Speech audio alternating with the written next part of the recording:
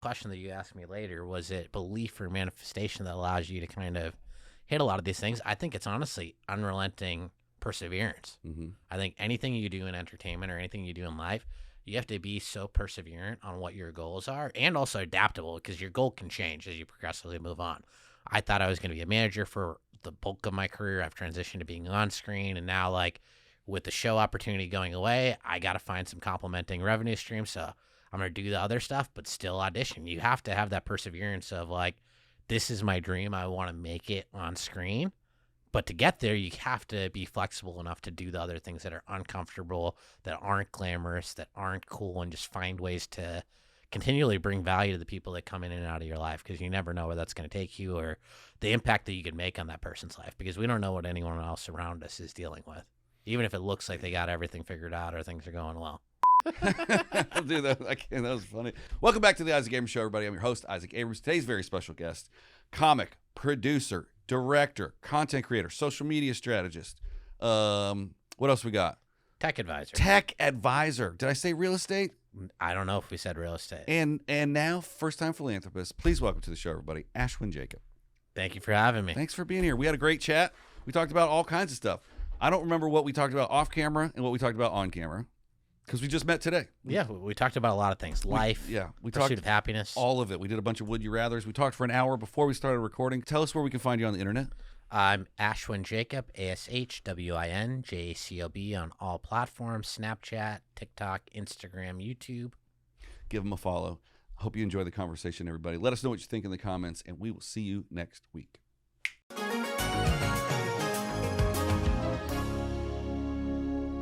Ashwin. Yes, sir. How are you? I'm doing amazing. We should just say right off the bat, we don't know each other. We don't know each other. We've just been chatting for an hour, so I feel like I know you. Yeah. But you're here because of a story I put up. Literally. Yeah. So welcome. Welcome. Well, thank you for having me. Yeah, thanks for being here. I feel like after the last hour that we just chatted off mic that we are kindred spirits. Yeah. We have a lot of the same viewpoints on, like, the business of comedy. And that's our show. Thanks for coming. It's a 1 minute podcast. I mean, dude, that's attention span of most people. Yeah, it's gonna be the highest completion rate you've ever had. I have a buddy that did a 1 minute podcast. It's called I'm Walking Here, and he would just walk around, and at the end he would just show the person for like 1 second, like, all right, we're out. I love that. Yeah. So we were just chatting up about social media and stuff. You've got a extravagant background in, like, the inner workings of social media. Like, what? How'd you jump into that whole social media world? Like, dude, so I always wanted to be on entertainment, and realistically, they told me I wasn't going to be able to do it. I'm an Indian guy from Boston with a wicked piss accent. It wasn't like something that people were familiar with. There's not a category or a box to put me into for an archetype. So I got a job at ICM. I was working in global branded entertainment. So basically between every department, between music, film, and TV. And I started noticing that these celebrities were getting paid a ton of money for social media posts, equivalent to or greater than what they made on TV or movies. So I viewed it at that period of time as, to move up in traditional film and TV, it's going to take me so many years to climb the ranks. Social media, it's all new media. Nobody knows the rules. No one's really established. Everyone's kind of figuring it out. I'm younger and I'm able to get an understanding of this demographic. I'm just going to position myself as an expert in this. Mm-hmm. And I took traditional celebrities like Terrell Owens and I partnered them with, like, digital creators like Jody Steele, had them do collabs, which for the digital creator is awesome because they're collaborating with a massive celebrity. And for the celebrity, they're capturing off of someone that understands the digital economy of how to get views, and they're building up that piece of digital real estate so that they can qualify for broader brand deals. So that's always been my thesis, is it's not about whether it's film or TV. And I'm going to not be like one of those people back in the day when they said, TV is a fad. Movies are going to be around for forever. I believe that it's what size screen are you going to be watching content on, regardless of what metric it is, and how do you create that need? How do you actually engage with people? How do you make them laugh, or how do you make them feel some sort of emotion? Well, have you practiced that? Have you said that out loud before? No, never. You just domed that? Just domed that. I have to get my jacket. I'll be right back. That sounded like do you know who Chris Williamson is?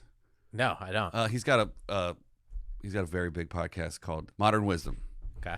And he has people on that are like, that have specific, like, things to teach you about being a man or, like, living life or whatever. And they all have a why. They all have a purpose-driven statement. And it sounded like that was yours.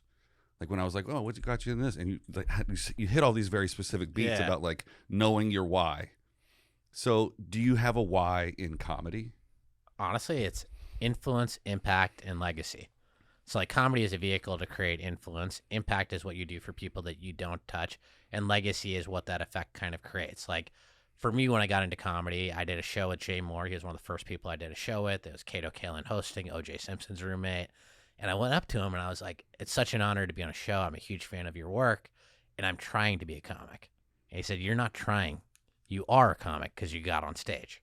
That stuck with me for years. So when anybody comes up to me and they ask me about advice on comedy, I remember how uncomfortable I felt approaching him and saying hi. And I tell them, you're not trying. You are doing it. And I think that's an important thing. And also, like growing up Indian in Boston, I didn't fit in. So I wasn't viewed as somebody that people liked or the negative stereotypes that you see on social media.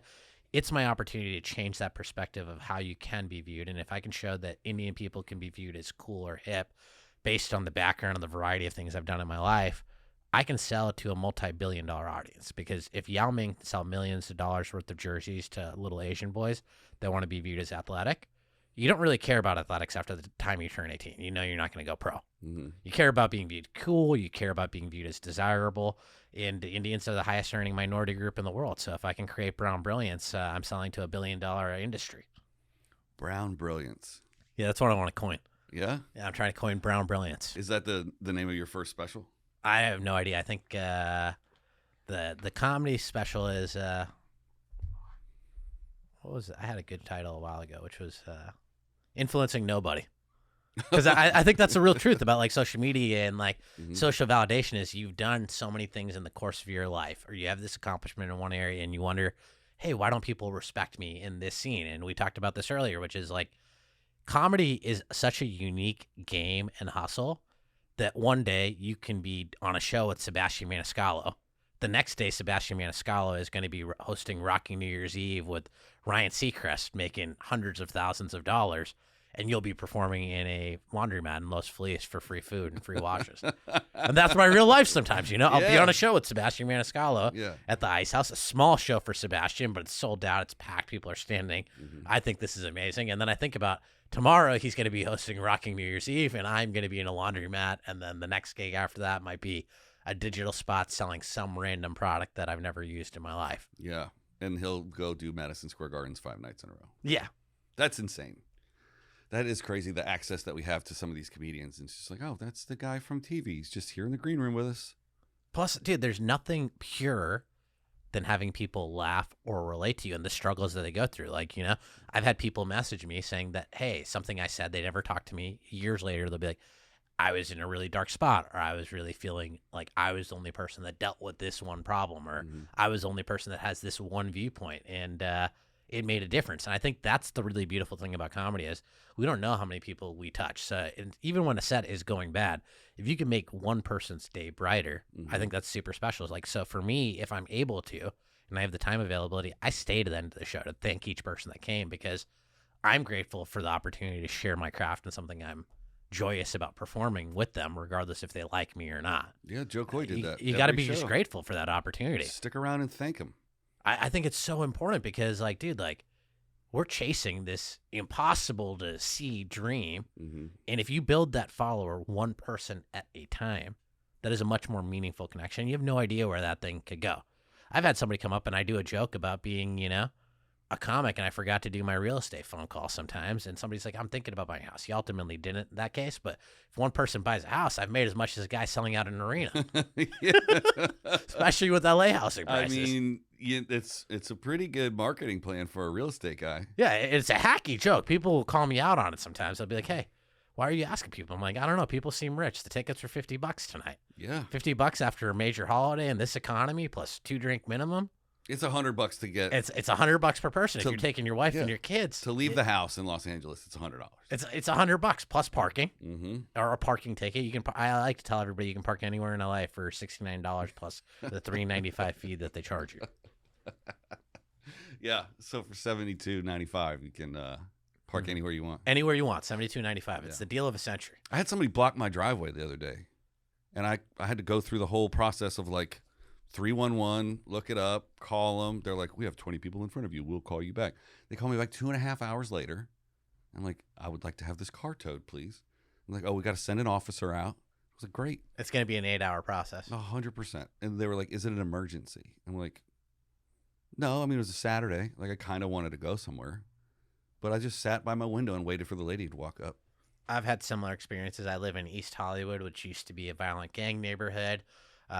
We don't have ADT. We're under the protection of Necto. He's a Primera Palabra in a local, South American gang. Mm-hmm. And he does a great job of protecting our neighborhood. But recently, we've had white people move into the neighborhood, and they play music at all hours of the day and night, weeknights and school nights included. And he knocked on my door and he said, hey, I need you to snitch on some people to the police for me because I can't do it myself. Mm-hmm.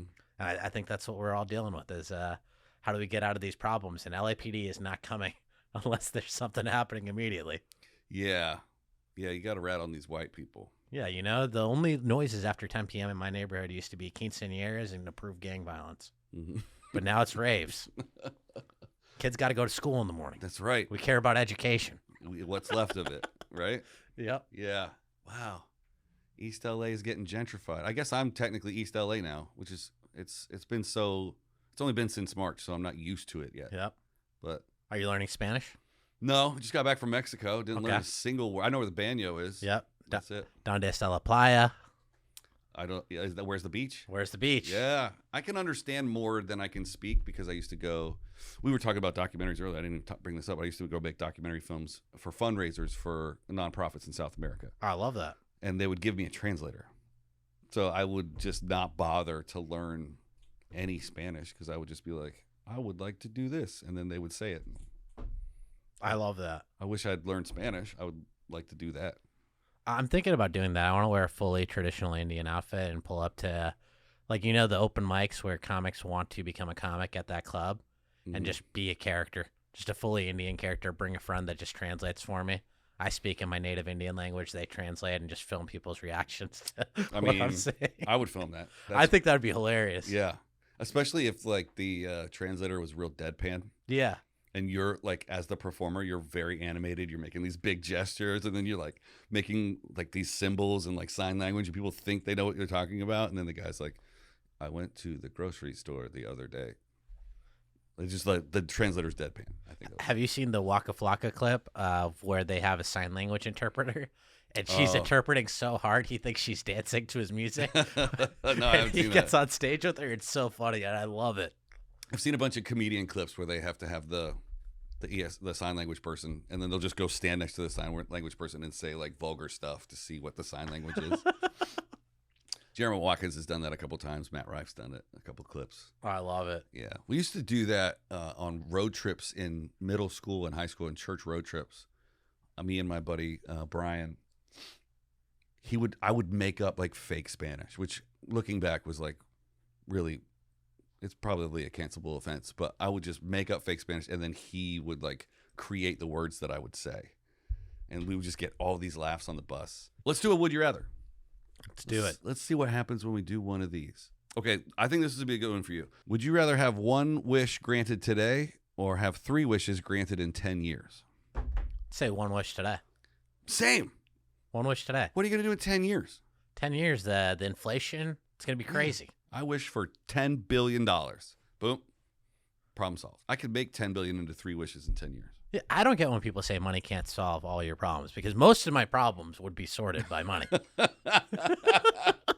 Yeah, money can't buy happiness, but it doesn't hurt happiness. Yeah, it doesn't negate my experience. Right. I'm not going to be sadder with it than I am without it. Right. I'm pretty happy living at a beach house. Yeah. Driving a Porsche. It's not so bad, Yeah. There are quite a few unhappy rich people, but I think it's because those people, it's never enough. Well, you can't just spend it on yourself. You got to spend it on the people around you. That's right. You got to have a mission, a purpose, what you're doing to drive someone. I have a buddy, he's a comic. He opened up a food cart, right? Selling it. It's a chance for him to interact with people. He tries to make them laugh while he's making his food. And there's a homeless guy that came, and there's a lady that goes to one of the other food carts. She rolls down her window, starts talking to us. She's like, yo, he's not going to pay for it. My buddy's business is just starting. He's in the hole because he's just launched something that he's trying to build up. He's like, no, I'm happy to feed this guy because as much as that hurts me a little bit right now, I might have made a difference in someone's life. And that's a positive. And I think that's something that we can all try and do is like, regardless of what you have or what you don't have, if you try and be a decent person with what you have, you're going to have a happier experience, or at least you've positively created a ripple effect. Right. If you, let's say you hit the Mega Millions tomorrow, that's silly because that's a Tuesday. Powerball, I think is coming up. Powerball. Mega Millions is $5. That's too rich for my blood now. Is it? Yeah, they increased that one up. Oh. Powerball still $2. Yeah, I got some last night. I won $4. Let's say you win $20 million. Okay. What, other than the stuff that you buy yourself, like what are you gifting out to your squad? Like who's somebody that you would bless if you got $20 million? Dude, number one person. This is a person that like is not appreciated enough in our lives as we all grow up. Your mom. I think my mom, like pay off the mortgage, make sure that my mom and my dad are able to retire, is something I would probably do. My family, my sister, my brother-in-law, my cousins. But also I think a big thing for me is we're in the comedy world. I have a bit that I used to do, which is like, I aspire to the stage when you get the bottled water for free.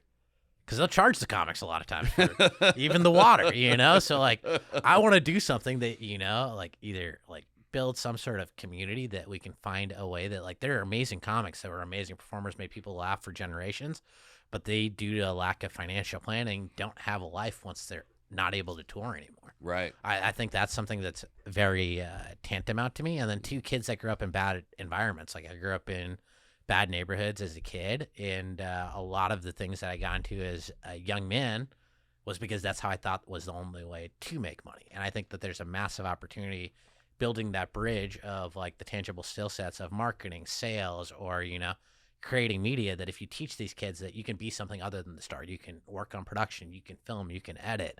These are all intangible values that you can learn different disciplines, you can be more educated, you can connect with people from a different background, and they can also teach you how to live a better life. That'd be a big thing I'd like to try and do, is connect disparities of like, wealth is find people that don't have access to those resources and find people that have a skill set that want to kind of build a sense of community, and both people are benefiting, because it feels good to teach somebody what you're actually passionate about. So in your content creation machine as a celebrity in this newfound world that you won $20 million, or the organic way that you become a celebrity by being funny, either hitting the lottery or becoming funny, maintaining being funny. Yeah. In your content creation office where you do like shoot your sketches and shoot your podcasts and do all that stuff, you would have like a room that has access to people to learn how to edit and then learn how to do sound. You would have a program where you could like teach people new skill sets. I think 100%. I think that's something that we don't really value, because modern society just glorifies the idea of, you get educated, you go to school, and listen, I have an undergraduate degree, I have a master's degree, I've worked on the business side of entertainment, I've been a creative on screen, I've invested into random things. All of it is trial and error, but if you give people a safe space that they can trial and error or ask questions a little bit more openly, you're kind of building a culture that people aren't afraid of looking silly or looking dumb. 2, they're building a skill set, and I think learning how to do a skill set is much more important than learning the theoretical idea of doing it. I think you learn more by failing and by doing it. And if you're able to kind of connect 2 people on that shared path, someone that's further along the line, you'll learn a lot more. Like your experience going on the road with so many big comics, you're going to learn a lot more about how to perform, how to build that sort of audience, how to handle things in a different way than just the theoretical idea of it. Or Correct. Fantasy. Yeah. I mean, I would take what I thought was content creation into each different camp, every different tour. And then I would get a crash course in the first 8 hours of, that's not how we do it here. This is the kind of content that I make. So my first thought when you said you would have like people training is like, you got to have somebody who's already trained that knows the system, and then they're training the new guys, because as a new guy coming into an old like a established team, the stakes are too high at that point. Be like, oh, we've been posting this way every year for the last 4 years. New guy just did it different. Oh no, the numbers aren't coming in. And I would see the shock on the comic's face and be like, that's just what worked for the other guy, man. I'm just, and then it'd be like, nope, we do it. And it would never be like, here's how we do it. It's just go, and then correct it after it's wrong. So I think there should be not a school, but like some kind of way to teach comics how to lead their team would be something I would be passionate about. And that's something that I'm passionate about. I think that's massive, but also learning, right? Like we all get in our heads that content needs to be perfect, but like things like Snapchat or Instagram stories, It's just posting more of it, Mm-hmm. getting somebody to show the real you, because the real you is what makes you funny. Like your own personal quirks, the things that are weird about ourselves are the things that are hilarious. And I think that's a big part of it, is just being more available to your audience, because that's what social media does for people, is it lets your fan base or people that want to get to know you get an idea of what your day is, what your struggles are. And it's being vulnerable about the things that aren't going right, you know? Yeah, it's 90% of the time. It's like, I mean, I don't know where I pulled that number from, but it's showing people what you want to hide from people, and being that vulnerable is what people are attracted to. I think 100%. Yeah. We're attracted to the ugliest things about other people, because the beauty is in the flaws. The beauty is in the flaws. That's pretty good. I like that. Think about it. Like you're a music artist for a long time. Mm-hmm. Some of the best parts of music are when it's not necessarily played right. That's true, and I played very few times right, so I made a lot of mistakes. But yeah, that's really poetic, man. A philosopher of sorts. I think so. I think so. Did you study philosophy? No, I studied. I have an undergraduate degree in marketing, secondary degree in media arts and society, minor in management, then a master's in integrated marketing communications on a focus on people-based brands. That's a lot. Yeah. Does that I'm Indian. I'm overly educated. Does it take a whole page to put on your resume? Oh, my resume is overflowing. And I don't even put like my other random jobs, like the real estate stuff or the tech advisory roles. I try and simplify what I'm doing. And I think that's a big part of like comedy, is you can't be everything at the same time. Like I used to be a talent manager for athletes and rappers, but I can't go into a comedy club as I'm a manager. I have to be the artist. I think that was something that took a while. Like I think 2 or 3 years to learn, is you got to separate yourself as a business person from you as an artist. Mm-hmm. And as an artist, you have to embrace that artist journey, and you also have to embrace the humility of, needing and asking people for help on how to approach. And I think that's a big part of it, is how do you approach these people? How do you go about it without wanting to take value, but trying to bring in value? Yeah, that's one thing that, people are always like, how do you get in these opportunities all the time? And I'm like, well, I'm offering more than I'm taking. I'm offering to do videography for 10 minutes a night.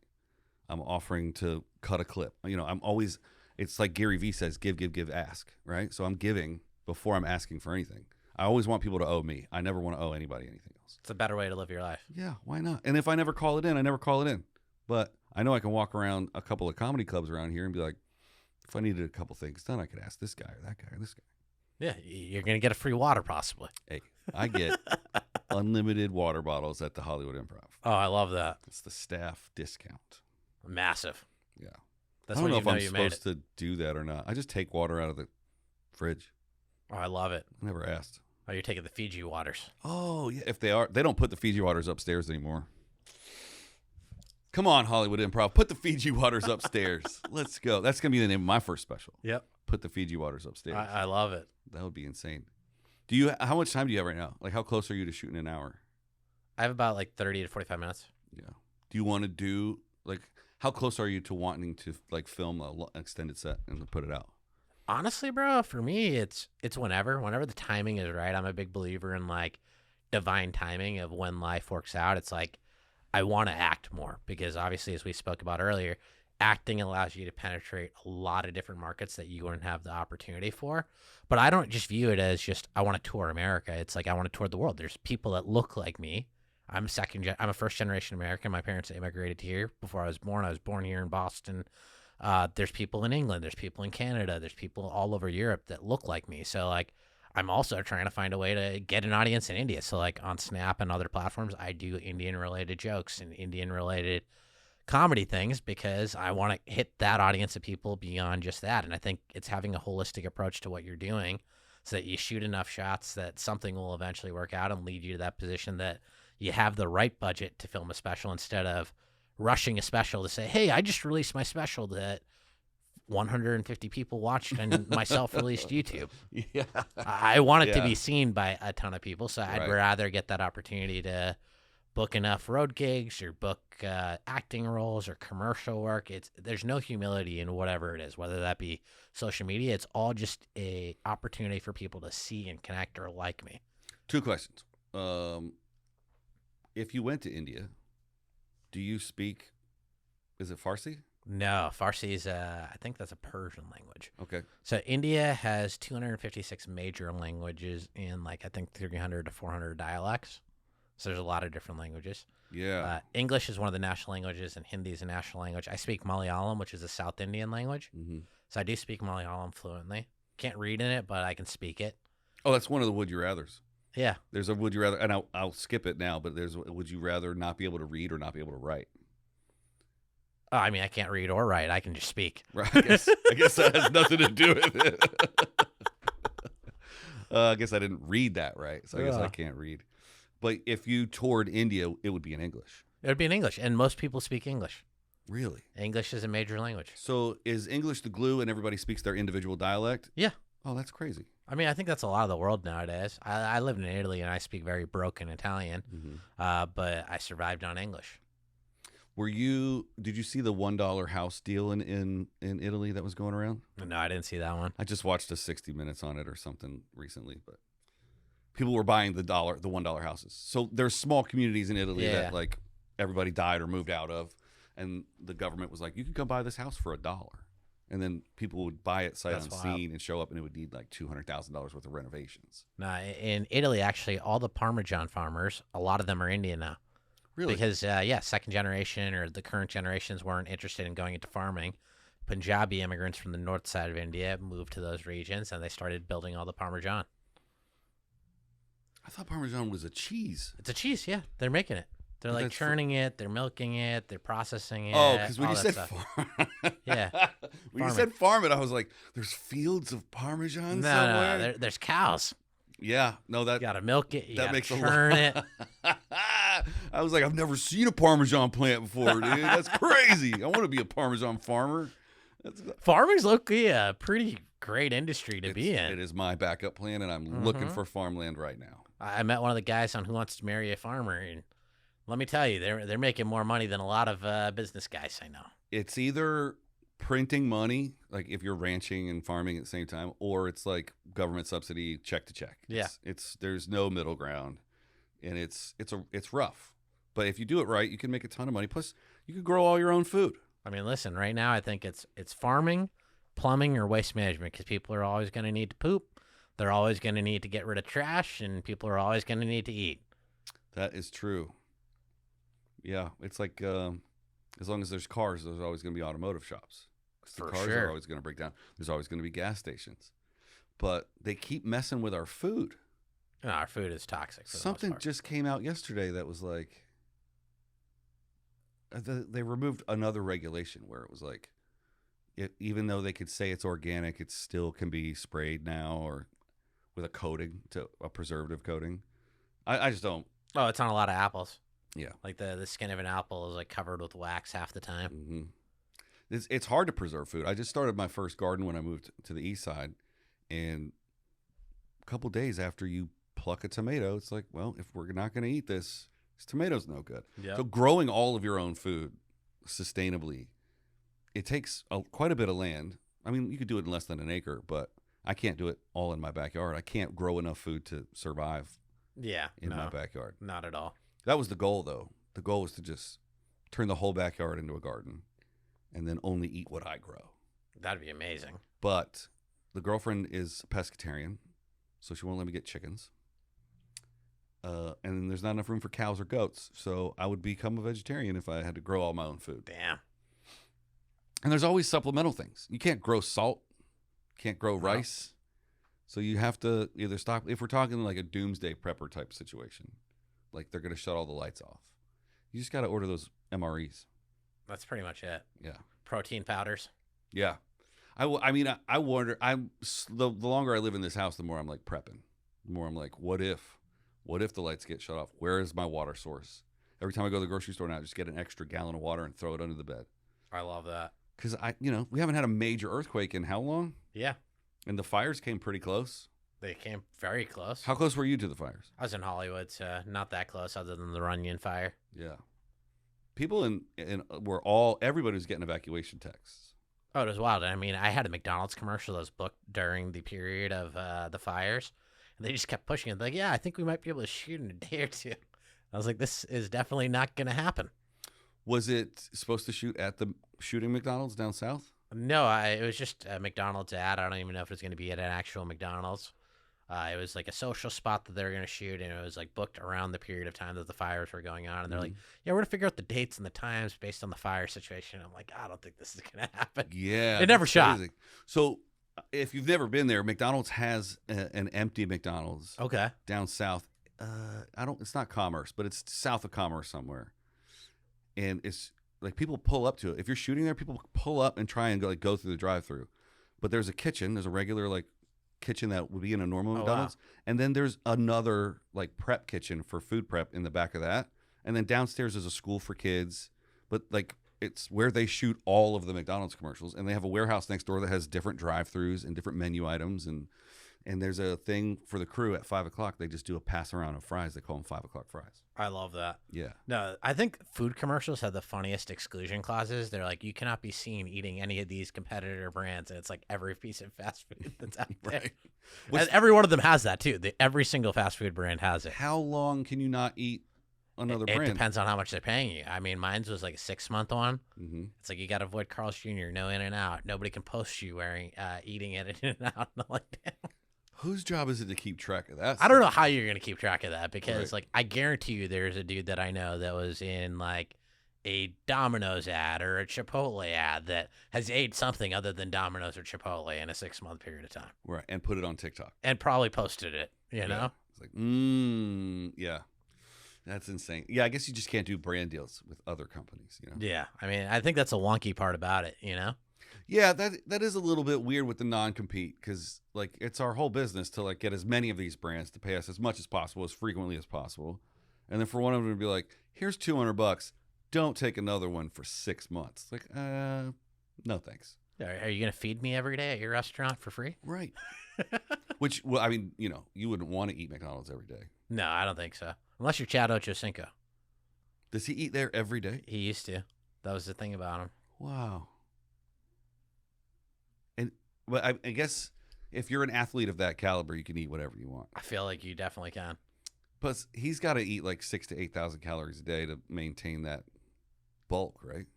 I mean, possibly. I mean, he's quick, bro. Yeah. Is he still playing? No, he's retired. Because I know that name and I don't follow sports. Yeah, so he football must player. have been pretty big. He was huge.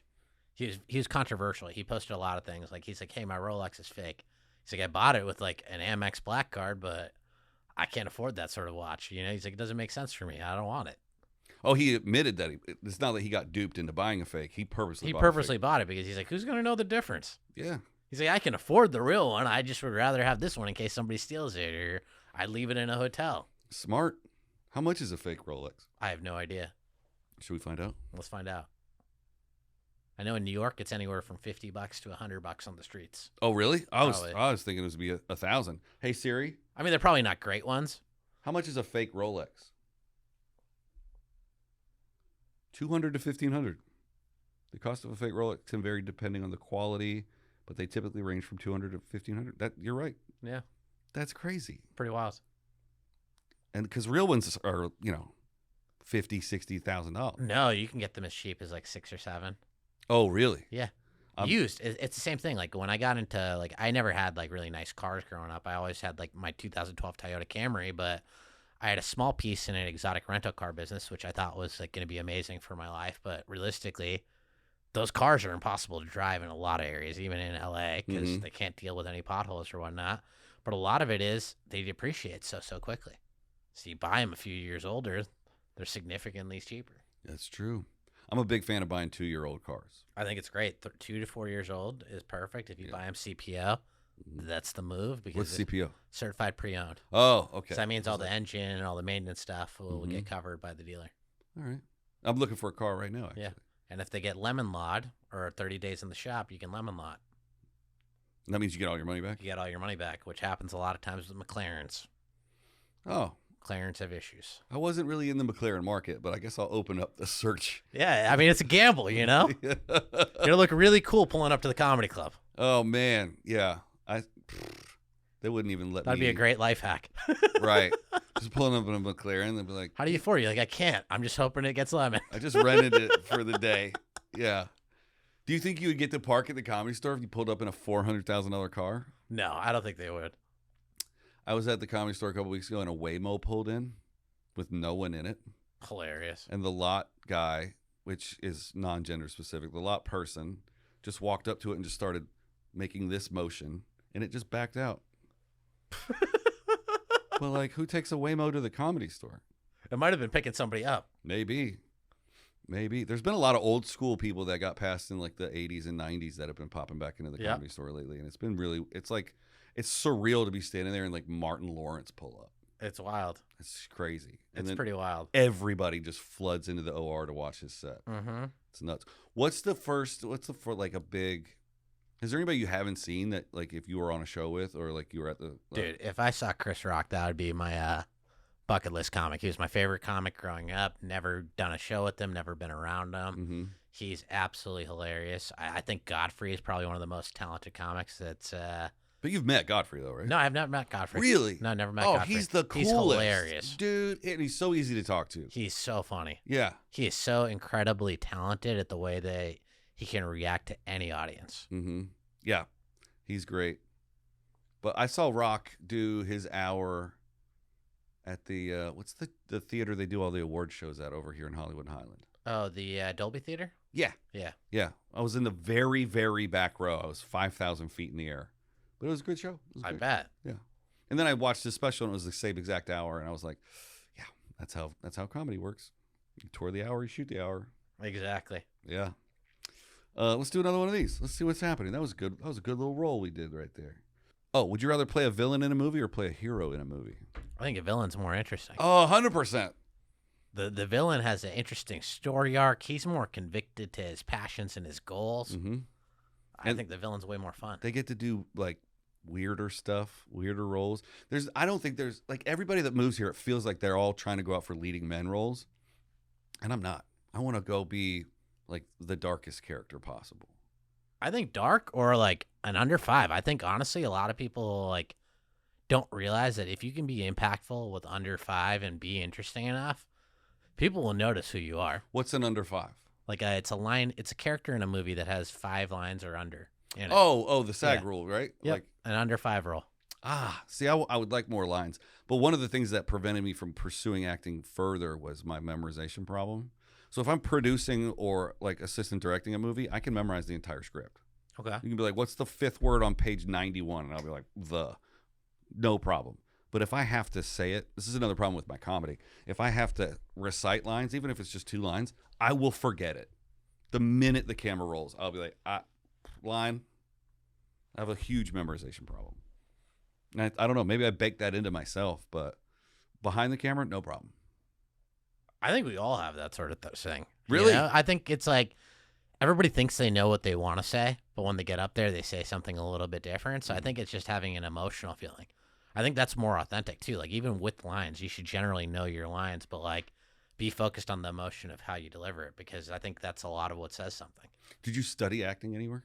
I did. I studied some acting with UCB, Anthony Mindell of the AMAW school, worked on sets, like doing casting. So like I watched a lot of auditions. I think that was probably where I learned the most was casting people. You realize what people do that's great. You realize what people do that's bad. And then you realize that a lot of it is knowing the right person. Yeah. You sit through hundreds of people, and then the director just calls his buddy. Mm-hmm. I think that's a big part of it. I think it's too is building that genuine relationship, showing up, caring, trying to be a part of that community. And even when that community doesn't accept or like you, I think that's where a lot of people get fed up is they're like, oh, this community or this club didn't like me or this booker hates me. There are other places you can go. Yeah. If no one in LA likes you, go to Long Beach. No one in Long Beach likes you, go to San Diego. Just keep at it from your point of view and find your audience, because you don't need everybody to like you. I think that's a big misconception people have with acting and comedy is you're not going to be the right fit for everybody. That's true. And if nobody likes you in California, just move to Austin. Yeah. I think that's a great idea for a lot of comics. I want more people to move to Austin. Everybody, maybe. All of the comics can move to Austin. I mean, I tell people that all the time with their dating lives. I have certain buddies that are like, this girl, it's not working out. And I'm like, this hasn't been working out for 10 years. Mm-hmm. You just got to move on. Find somebody that likes you for you, buddy. Yeah. I have a 51% rule. If she's nice to me 51% of the time, I'm willing to stick around. That's it. Just 51. 51, ideally no mental disorders because, I'm not a psychologist. I don't have a degree for that. 51's pretty low. 51's pretty low, but we're living in Los Angeles, I don't know, man. I'd like to get to 75. That's where I think it would be a nicer area. Just be 75 now. You can just decide to be 75. You know what? I think you've inspired me. I'm gonna raise my level of self-love Let's to go. 75. Yeah. I think somebody should be nice to you as much as they possibly can. And it should be an occasional slip up when they're just having a bad day. I mean, that sounds like an ideal fantasy. Yeah. So I run pretty grumpy because I don't sleep good. I have sleep apnea and, insomnia and all that stuff. But the reason that I've chosen my specific girlfriend is because she's just in a good mood all the time. And she balances me out. I love that. So she could have a really rough day on set, 14 hours on a really hard movie, and come home and I'd be like, how was your day? She's like, great. It was awesome. We had so much fun. I'm like, I would have said the opposite. I would have been like, yeah, it was a 14-hour day. Dude, sleep apnea is brutal. Yeah. I did the thing to try and get tested for like one of those nasal things. 2 hours into this, I'm like, I'm not going to sleep with this thing. Mm-hmm. This is never going to work for me. I'm good. Oh, the CPAP? The CPAP. I hate the CPAP thing. That thing did not work for me at all. It doesn't work for me either. I didn't do it. I did the surgery. Surgery fixed it kind of, but... Which one did you get? I did the deviated septum surgery. Okay. Which is brutal because Yeah. they said you're going to be back to normal in a week. It was like 2 months. You can't lift over 5 pounds. You can't lift over... Oh, why? Because your nose has so many small blood vessels that if you possibly lift over 5 pounds, your vessel could break in your nose. Plus, there's a chance, and it's a lower... the chance is getting lower and lower, but they're saying it's a 20% chance of them, like, drilling it out too much, and then you, like, ghost breathe or whatever, where you're getting too much oxygen after the surgery. Oh, damn. Which is the only reason I haven't had that surgery, but I had my throat lasered, and I had my tonsils removed, and I have my tongue wired to my jaw. Damn. That was coming up on 20 years ago. Now I'm under 20 wakes per night. I'm at like 18. 20 what? 20 wakes. I track my wake events with my Whoop. Where did you get the surgery done? I did it in LA. Yeah. Just a random doctor, whoever And my it's HMO covered. night and day? Like, you recommend it? I don't recommend the surgery. I think, honestly, just weight loss and just running more helped me, like, get better sleep overall. I think the surgery is a little bit of overkill. Yeah, because my doctor was like, well, you have to, first of all, you need to quit cannabis, nicotine, caffeine, and alcohol. And I was like, yeah, I'm not doing that. Yeah, it's a lot to give up. It's a lot to give up at once. I can't do that. But that was because I had a high blood pressure. I have high blood pressure because I, wake up 400 times a night. Yeah. But I would do the surgery if you're saying you're sleeping a little bit better. But if I am sleeping better. I mean, I went from like 24, 28 to 18, 19, but I think weight loss and then also learning your sleep positions, like what works better for you. Obviously, if you sleep on your side, you're going to wake up less. Yeah, I have an adjustable bed now. So yeah. I'm up this way and I'm on my side. Yeah, and then just tracking it. Like, I got one of these things to track, like, what things I could just mess around with because I was like, I'm not going to pay more doctors to watch me sleep. This is just uncomfortable for me. Yeah, sleep studies are the worst. Sleep studies are the worst. They just strap you up with all these things and gizmos, and I'm like, this is obviously the worst sleep you could possibly get. You look like you're a psychiatric patient. Yeah, and you're wearing like an old 80s computer. Yeah, basically. With 90 diodes on your head. Yeah, wildly plucked into your hair. Right, and there's like a two-way glass mirror, and you're standing there, you're trying to sleep in like what looks like the worst Motel 6 ever, and they're like, okay, nighty-night, and you're like, I'm just going to lay here for 8 hours. You tell me and when you're I in can an go office building. It's usually in some random office building. Right. I was above a City National Bank, and I was like, oh, this is creepy. Knowing that there's a camera in the room, I'm not sleeping. I did on TikTok Lives for a while. That would get hundreds of people viewing me. You would sleep on camera? I fell asleep, and then that was the most views I had during that stream was when I fell asleep. Wow. That... People are weird. Is it like they just wanted to fall asleep? It's a whole niche. It's a whole category. People like watching people sleep. That's crazy. People are lonely. I think there's a loneliness epidemic. I agree. I agree with that. But I don't know if I agree with the 80-20 thing. I don't think it's just a male loneliness epidemic. Oh, I think it's everyone. I think men and women are lonely. Yeah. And I think it's these idealized expectations of what a relationship should look like and then what the world is right now. Like, I read this book, which was the most demotivating book in the world, Outliers. Have you ever read that? I've heard of it. So it's like a book, and there's certain areas of it where I asked my buddy, I'm like, yo, this is kind of demotivating because it said, like, if you're just born in a certain age demographic and these certain things happen in the world, you're kind of just screwed. And then if you're born a few years later where these things don't happen and you do less work, you're going to be successful. And I think that's kind of the nature of life is you can't control your non-controllables. You just got to focus on your output, right? Like, That's true. when job's not working out, you can still reach out to people, ask them for help, ask your network, ask people outside of your career path what you should be doing with your skill set, explore things that you're not comfortable with. And then additionally, like with comedy, when you need a break, take a break, live your life, find other things, get inspired to have new stories. Yeah. If you spend too much time at the club, you're going to think just like a comic that's in the clubs, and that's going to be your experience. That's not going to relate to a generic audience somewhere in the Midwest.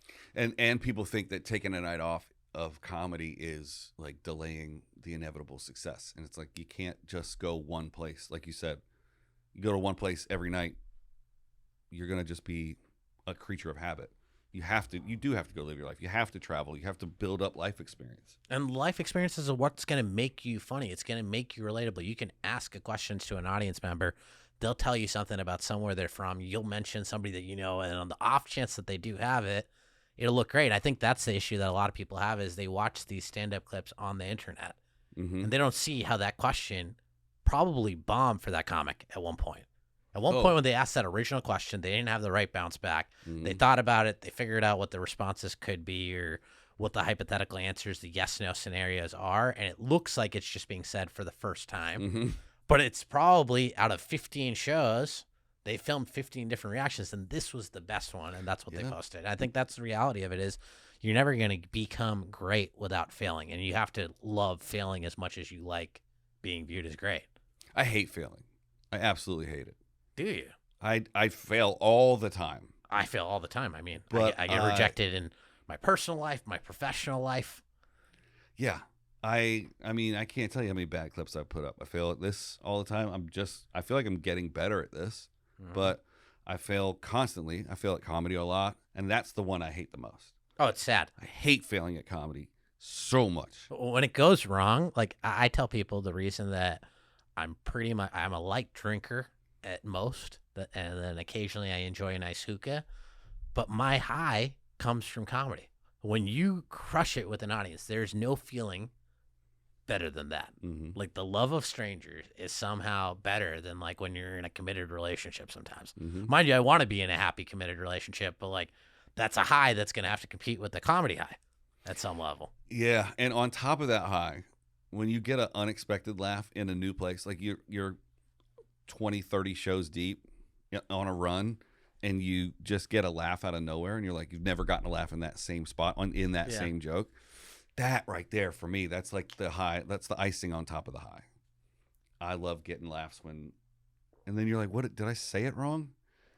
And then I'll find out, like, the feature will be like, oh, you just missed 2 lines of the setup. That's why you got a weird laugh there. Because you think you say the same thing every night over and over the same way. But you don't, much as you try. But I need to get back on the horse because I've probably taken too long of a break. But it's time for me to get back in the club. I love it. Yeah. As long as you're in the real club, don't go to the mic. Right. No, you're right. Yeah. I haven't been to the Ice House. I need to go. Not since it remodeled. It's beautiful. Yeah. Decent food. I think that's important. I think Ice House is pretty good food. Wings at the Improv are great, even though they're quite expensive. I don't think the food at Laugh Factory is very good at all. Or Comedy Store doesn't really have the best options for food as well. Does the Hollywood Laugh Factory have food? They have like pita with hummus for an exorbitant amount of money, which I once bought because I was dead starving. Yeah. The store just started doing pizzas. I haven't had the pizza, but I've heard it was underwhelming. It was like nuts and chips for a long time. Yeah. It looks good to me. It's like a pretzel and a cookie. Pretzel and a cookie. That used to be the main food over there. Yeah, they're mixed nuts. You know the big nuts in a mixed nut? Yeah. I don't know what they are, but it's like it's the size of a stone. It's like this big. It was a bowl of that when I got the mixed nuts one time. Cashews? No, bigger than cashews. Oh, I don't know what's bigger than cashews. It's like this big. It's like the size of this part. I don't know. Let's do another Would You Rather. Let's do it. Well, I know the answer to this. This one says, would you rather find true love or win $10 million? But I think you would rather find true love. Am I wrong? 100% true love. Yeah.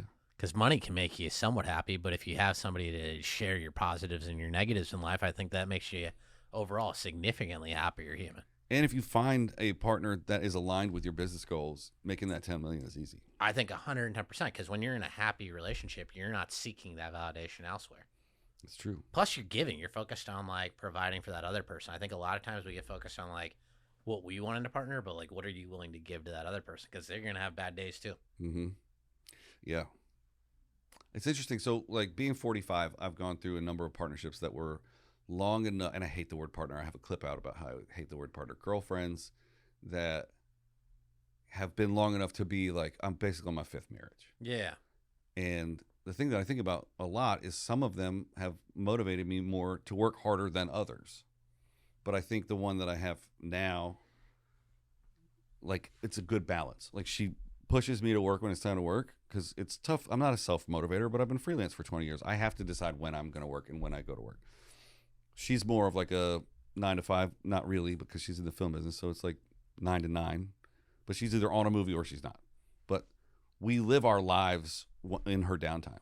We're going places. We're traveling. We're doing stuff. So when we both have, and she's convinced me to have the weekends off now, Which is amazing.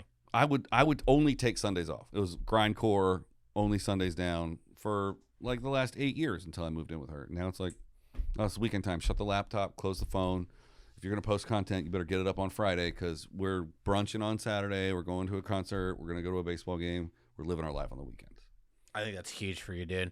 I think so, too. It's changing me, and it's giving me more stories and, like, better broad scope things to think about. I mean, dude, I'm the same way. I'm a workaholic. It's whatever gig I have, whether that be something professional, something in my comedy career, something acting-wise.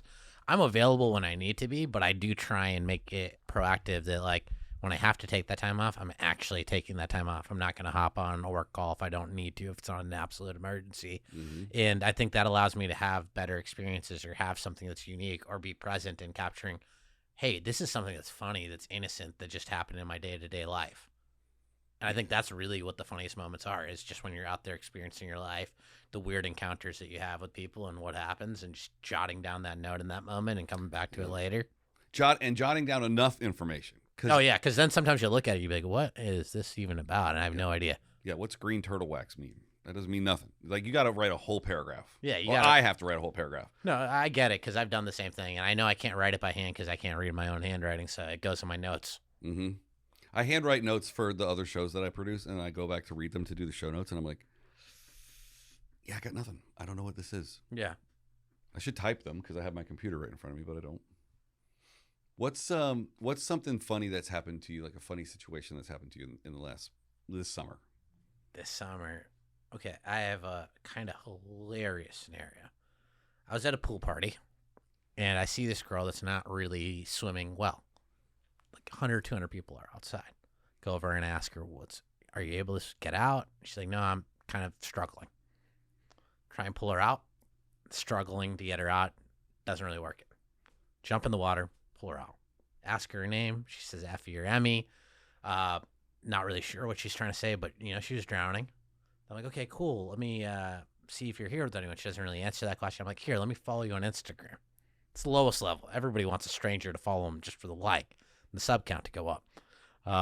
She types in an Instagram that doesn't pull up. So things are looking bad. I'm like, are you here with anyone? She's like, I'm here with my friend Austin and Kobe, but they're really hot. And I'm not really comfortable giving you their phone number. And I'm like, damn, now I know why people didn't save this woman. So I ended up like getting her water with somebody, and then we have a paramedic. The paramedic comes and gets her, and I get a notice a few days later from my buddy. Paramedic called me. He's like, hey, that girl that was saved, she was pregnant. And I'm like, wow, I didn't save one life.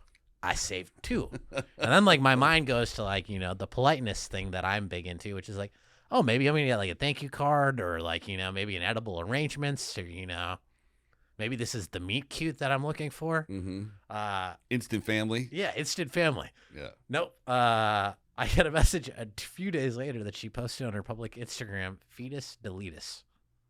And I'm like, I saved a murderer.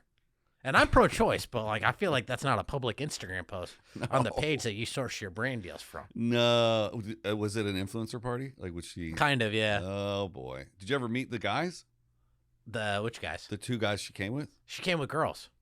Oh, I thought you said it was Austin or something. Yeah, these are girls with LA names. Like, Oh, girls have guys' names now. yeah, girls that have guys' names. It's confusing now. I don't know if it's what gender or what somebody is, but she said my girls are really hot. So, Oh. So, but that doesn't take away the fact that you did save two I lives. did save a life, but it was kind of humorous to get rejected in the process of saving Right. a life. Yeah. Maybe she was trying to get home to that baby daddy. I don't know. But I think you did save two lives. I saved 2 lives. I can't prevent what happened after. Right. It's not my problem, and possibly she did the baby a favor in that scenario Maybe. Man. because she was on drugs and alcohol. Oh, Probably not wife material, right. you know. The old, the old mom, drinking mom. But in the moment of saving a woman, I was like, "Oh, this is me cute." Like before I knew anything else, I'm like, "Oh, this is a me cute." So I didn't see that movie, but I just saw that movie was available to watch on streamers. Meet Cute. Oh, that's a movie name. I just know that's a yeah. thing that people look for. Yeah. Or it's the title of a episode of television that I was watching the other day. You got in the pool, and what did you push her out of the pool? I kind of got her out of the pool, rolled her out. Was she a big lady? No, it's a model. Oh, and you couldn't pull her up. What was it like the deep end? It was the deep end. It was like distance thing and angling. So like yeah. if I pull her up straight up, it's gonna. And the belly bump is. I'm gonna a grind skin off, and then I'm liable for that. It's a litigious state. Okay. Yeah. Have you ever been a lifeguard? No, I've never been a lifeguard. I barely know how to swim. Really? Yeah, this is what makes this even funnier. Okay. So at your own peril, you dove into the deep end. Yeah, into the deep end. And then did you go down? She stood on your shoulders and jumped out? Kind of got her out, rolled her out. Wow. You're a hero. I think I'm a hero. I would say so. You know? Did everyone clap? Only a few people noticed. 2 girls noticed. Her 2 friends. No, 2 other girls. 2 other girls. Wow. Have you ever saved any other lives? Have I saved any other lives? I don't know. I had somebody say that I prevented them from themselves, but I don't know what I said that was that funny that show. But I did get that message a few years ago. Maybe it was so unfunny that they were like, I think I can do comedy now. No, they're not a comic. Oh. So you saved 3 lives. Saved 3 lives. I was a lifeguard in high school. I saved no one. I didn't even jump in. In fact, I did the opposite of saving lives. I would go to the vending machine and I would get a Snickers bar and I would take it out of the wrapper and I would chuck it in the pool and wait for somebody to see it, because if the kids did number 2 in the pool, we had to close the pool for 24 hours. Mm-hmm. So I get to go home early. But I think actually based on this thing, you called it a lifeguard. Maybe that needs to go onto my acting resume of skills I have. Lifeguarding. Yeah. Lifesaver. Lifesaver. Yeah. Preventer of death. The wild part was, like, I checked her pulse and people were asking me questions about it, and I'm like, oh, definitely could add in playing a paramedic or a doctor. Yeah. Did you do this? Or I did the thing that I remember from like school, which is like put your hand on the trachea or the carotid artery, count the pulses with the 1 Mississippi, 2 Mississippi level. And I'm like, this is all shit I've seen on procedural shows. Just an Indian comic playing a doctor in real life. You're staring at your Fitbit. I was wondering what my life could have been if I just went down a completely different route. Yeah. Wow. You could play a paramedic. I feel like I got the look for it, tech CEO. Oh, yeah. Yeah. Well, I think you could play a paramedic too. Mm-hmm. Tech CEO paramedic. Tech CEO. That would be a good vertical. I think so. Do you ever watch the verticals? No. They're the soap operas that play like this way on your phone. Oh, yeah. It would be like tech CEO becomes paramedic for a day to see what it's like, and then falls in love with the other paramedic. I mean, dude, that's the other part about my thing is like, dude, verticals are about like just pretty people, and like I have men and women that come up to me like, wow, your hair's so beautiful. Like, where'd you get your transplants done? I'm like, no, I got it genetically from my mother. I have good Indian hair, Sometimes I go on dates and I play with the girl's hair. I'm brushing it a little bit, and I notice that there's extensions. And then I start wondering to myself, does she like me? Does she want my hair or my mom's hair?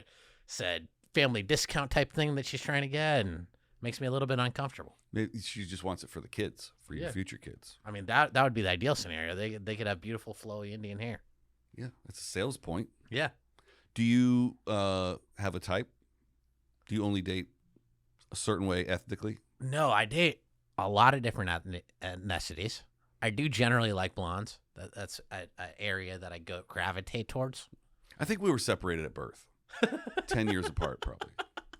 No, I'm 37. I just have a really good anti-aging skin regimen that I sell on Instagram for $9.95.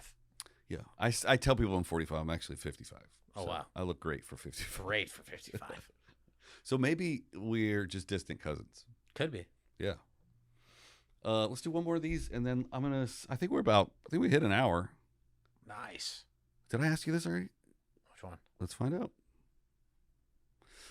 Would you rather be an extra in a really good movie or have a big part in a really bad movie? Extra in a really good movie. I'm the exact opposite. Really? Make me the lead of the worst movie on the planet. I would rather just be the lead of a movie than an extra. Dude, speaking of that, I produced a film, it won some awards on the indie circuit. It's called Habitual. It's my friend Johnny Hickey. Johnny Hickey is a former gangster in Boston, turned anti-drug person. Like, he grew up like pushing opioids, and he talks about the opioid epidemic. The movie was reviewed by Bill Burr, and it's in like my press kit that I'd send when I try and get like bigger clubs to book me early on in my career. I got booked off of that, and people were like, I saw the movie, you were hilarious. And I was like, I wasn't even in the movie, I was a producer on it. Mm-hmm. And it's because when the movie gets searched, it shows up like a quote that like Bill Burr's supporting it. He's supporting Johnny, who's another Boston guy, and he's a good dude, so he's supporting a movie. But it's not like a comedy movie. It's like an anti-drug PSA film. Mm-hmm. It's like a thriller and horror film. But like, I think that is the biggest thing that people don't realize is people will tell you that they've watched your movie when they have not watched your film at all. Oh, yeah. Especially if it's a short film. Nobody wants to watch your short film. No. The people that want to watch a short film are at the Short Film Festival. Mm-hmm. Those 12 people want to see all the shorts. That's where you send your short, or you put it on the internet. But you don't inflict that on your friends and family. No. It is a hell worse than having to read someone's book. Especially a serious short, like a 12-minute serious short. And that's the worst part about going to those short festivals. When you're supporting that one friend, you got to watch 7 other shorts that you have no interest in watching. Oh, and they're all art house, like one's in black and white for no reason. I'd like to see some more films like American Pie. Just easy to laugh, casual watches. I think we need more of those. I think comedies are coming back. I hope they are. I think they are. But I worry that they're going to go too far, like the pendulum swings, right? So, we got the pendulum swung one way, it was like woke up, no more comedies, right? And then it's swinging back the other way, and it's like some of the comedies that are coming out right now are just so gross. It's like, do we need to go vulgar to be comics? Can we just make a lighthearted, funny little comedy movie?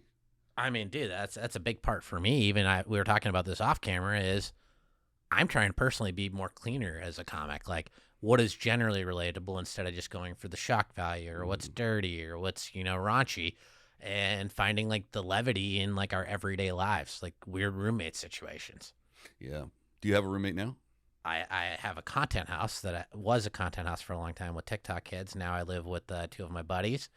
And before that, I lived with another friend of mine, and, we'd run into all sorts of hijinks about what the appropriate temperature to heat a house to in the winter in Southern California is. What was the consensus on that? The rest of us wanted it about 70 degrees. He wanted it at 78. And at that moment in my life, I decided to call my father and apologize for ever touching his thermostat. That's when you realize you're becoming a real man, is when you call your father to apologize for touching his thermostat. You don't realize the sacredness of that. Was it financially based for the 78 degrees? Did he not want to pay the... No, he wanted to heat it to 78 degrees. in the winter? In the winter, in the mornings in Los Angeles, and we all wanted to leave it at 70, not heat it an extra 8 degrees. Heat? Yeah, he wanted to heat. That was our problem. We didn't want the heat because it smells like, there's little like gremlins getting roasted in the oven. Yeah. It smells horrible. Like heating in LA is... I mean, a lot of people don't have heaters in their house. No, it's horrible. People have AC. I've lived in one house that had heat.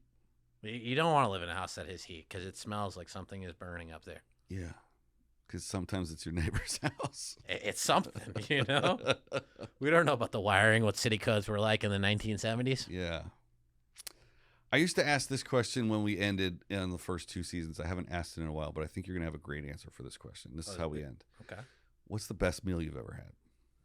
Best meal I've ever had. Honestly, dude, a great one I've ever had is in the North End. I was living in Boston. I lived in Chinatown above a Chinese restaurant. And we'd go to the North End, me and my sister, with Groupons because we couldn't afford to eat at some of those restaurants. And I got a rigatoni alla sal at Nico's in the North End, and I still love that dish. So it would be Italian. Like in general, is that your favorite type of food is Italian? I love Italian food. I've gotten into Indian food. I mean, dude, honestly, you can't beat a chicken tikka masala. The British colonized us, and then now we've colonized the British. That's right. I really want to do shows in England, and I don't know if this is going to hit, but I have a great idea is find a beautiful woman in that audience and tell her, first, you stole my land, and then now you've stolen my heart. There you go. I feel like that would be a great little social media piece. Yeah. Clip that up. Pretty good. Is there anything you want to promote? Honestly, not really. I'm living my life. I'm seeing what's coming next on what I'm working with. Some things work, some things don't. Hopefully, I'll be landing another show at some point in the future, but I am Ashwin Jacob on all social media platforms. Did I spell it right? You did spell it correctly.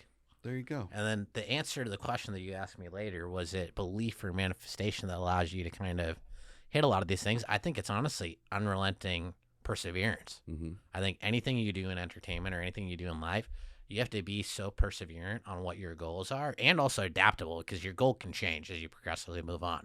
I thought I was going to be a manager for the bulk of my career. I've transitioned to being on screen, and now with the show opportunity going away, I got to find some complementing revenue streams. So I'm going to do the other stuff, but still audition. You have to have that perseverance of this is my dream. I want to make it on screen. But to get there, you have to be flexible enough to do the other things that are uncomfortable, that aren't glamorous, that aren't cool, and just find ways to continually bring value to the people that come in and out of your life, because you never know where that's going to take you or the impact that you could make on that person's life, because we don't know what anyone else around us is dealing with, even if it looks like they got everything figured out or things are going well. Well, if none of the other 19 hustles that you have going on works out, you could definitely be a motivational speaker. Because I feel empowered to go out and just take on the world right now. I love that, man. Ashwin, thank you for being here. Pleasure. Thank you for having me. Thanks for watching, everybody. We'll see you next week.